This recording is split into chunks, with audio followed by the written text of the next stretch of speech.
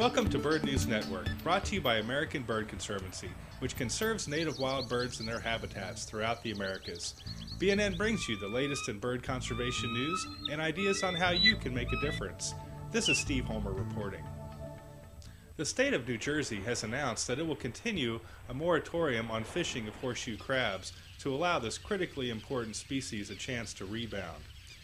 Due to overharvesting of the crabs, shorebirds that feed on the crab's eggs are in decline. The red knot, which migrates from South America to the Arctic each year, stops at Delaware Bay to fuel up for the long flight. If there are not enough eggs in the bay, the red knots cannot gain enough weight there. Scientists have found it reduces their chances of surviving the journey and breeding successfully.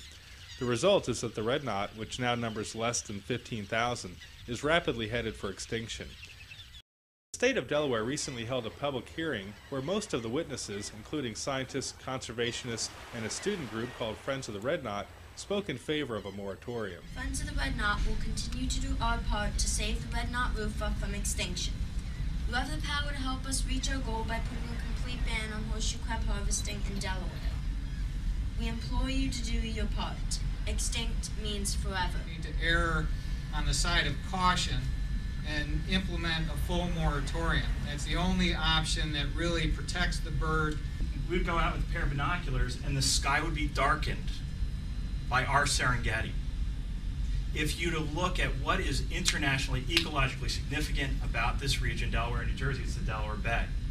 Delaware Nature Society maintains that a full moratorium is the most expeditious action to sustain the horseshoe crab populations and possibly prevent extinction of the red knot.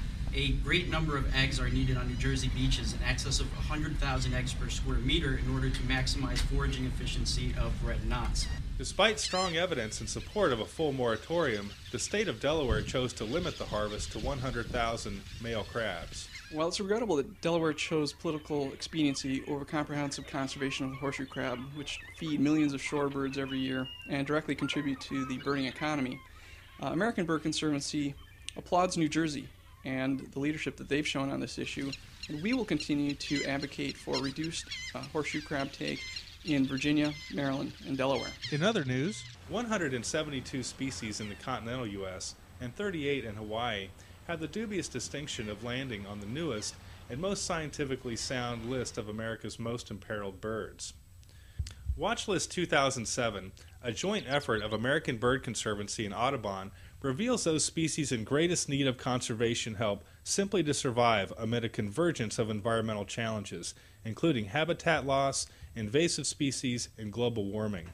Hawaii has the highest proportion of native species in peril, with over 40% of the red list species of highest concern. Hawaii could be regarded as the extinction capital of the world for birds, and we really need to increase the amount of effort that's going in to protect those species and prevent their extinction.